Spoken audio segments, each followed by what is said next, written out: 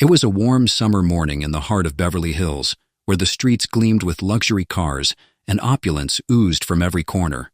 Amongst the hum of city life, a shiny crimson convertible rolled down the boulevard. Its driver, Charlotte Vance, was every bit as striking as her car. Tall and impeccably dressed, Charlotte was the quintessential image of wealth. With her designer sunglasses perched atop her flawless blonde hair and a silk scarf tied elegantly around her neck, she radiated an aura of privilege and entitlement.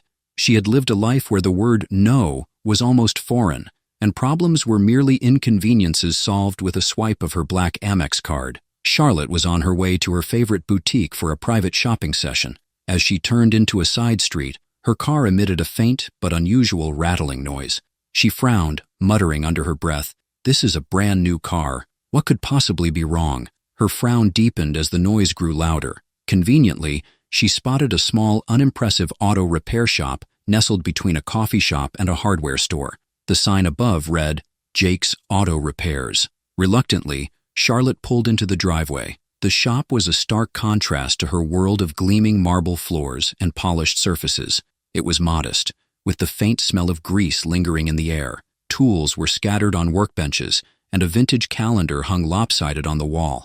Out of the garage stepped Jake, the mechanic. He was in his late 30s, with oil-streaked hands and a rugged charm. His rolled-up sleeves revealed toned arms, evidence of years spent fixing engines. He wiped his hands on a rag and approached Charlotte with a friendly smile. "Morning, ma'am. Need help?" he asked. Charlotte's nose wrinkled slightly as she surveyed him. "My car is making a strange noise," she said curtly. "Can you take a quick look? I'm in a hurry." Jake nodded and gestured for her to pop the hood. After a few minutes of inspecting the engine, he straightened up, his expression serious. "Your serpentine belt is worn out," he explained. "It needs to be replaced immediately. If it snaps, it'll cause a lot more damage." Charlotte waved her manicured hand dismissively. "How much will it cost?"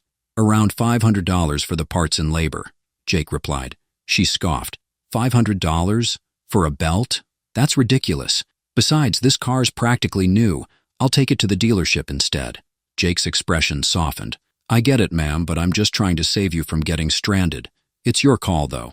Charlotte gave a haughty laugh. "Thanks for the warning, but I think I'll manage." She climbed back into her car and drove off, ignoring the mechanic's concerned look. The rattling noise persisted, but Charlotte turned up the volume on her stereo, drowning out the sound with upbeat pop music. 2 days later, Charlotte was driving down a remote highway, on her way to a weekend retreat at a vineyard.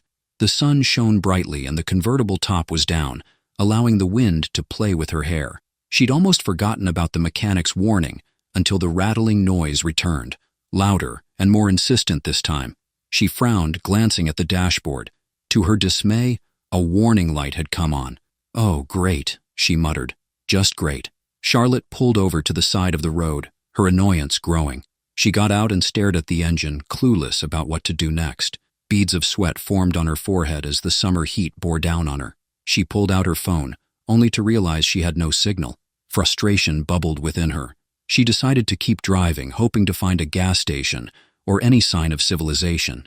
But barely a mile down the road, her car jolted violently before coming to a complete stop. Smoke billowed from under the hood, and Charlotte's heart sank. She stepped out, coughing, and waved her hands to clear the smoke. "This can't be happening," she groaned. She kicked the tire, immediately regretting it as pain shot through her designer heels. Stranded in the middle of nowhere, Charlotte's confidence began to waver. The sun was setting, and the temperature was dropping. She leaned against her car, her mind racing. Memories of Jake's warning played in her head, and for the first time she felt a twinge of regret. Just then, headlights appeared in the distance. Charlotte waved her arms frantically, relief washing over her as the vehicle slowed down. A pickup truck pulled up beside her, and to her astonishment, Jake stepped out.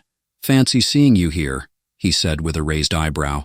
Charlotte's cheeks flushed. "My car broke down," she admitted, her voice softer than usual. Jake nodded, surveying the smoking engine. "Looks like that serpentine belt finally gave out," he said. "Told you it needed replacing." She bit her lip, feeling a mix of embarrassment and frustration. "Can you fix it?" "Not here," Jake replied, "but I can tow it back to my shop." With no other options, Charlotte agreed. She climbed into Jake's truck, the silence between them thick with unspoken words. For the first time, Charlotte's polished exterior began to crack. She felt vulnerable, out of her element, and entirely dependent on someone she had dismissed earlier. Back at Jake's shop, the repair process began. Jake worked diligently, explaining each step to Charlotte in simple terms.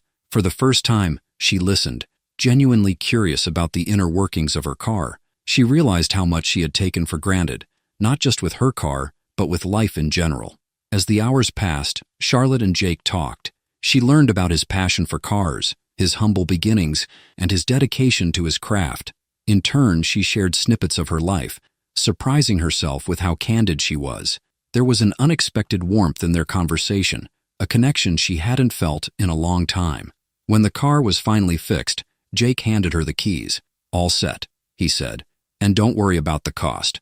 Consider it a lesson learned." Charlotte's eyes widened. "I can't let you do that. I was rude to you, and you still helped me." Jake shrugged. Everyone deserves a second chance. Tears pricked Charlotte's eyes as she thanked him. For the first time, she felt a sense of humility and gratitude that was foreign yet comforting. The experience left a lasting impression on Charlotte. She returned to her life with a renewed perspective. She began to appreciate the people who worked behind the scenes, those who made the world run smoothly, but were often overlooked. A few weeks later, Charlotte revisited Jake's shop, not because her car needed repairs, but to thank him properly. She brought coffee and pastries, a small gesture that spoke volumes about her growth. "I've been thinking," she said. "You're not just a mechanic, Jake. You're someone who changes lives." Jake chuckled. "I'm just doing my job." Charlotte smiled. "Well, you've taught me more than you realize." From that day forward, Charlotte's life changed. She became more grounded, more aware of the world beyond her bubble of privilege. She even started volunteering at community centers, sharing her story to inspire others to value the people around them. As for Jake, his shop became a little busier, thanks to a glowing review Charlotte posted online.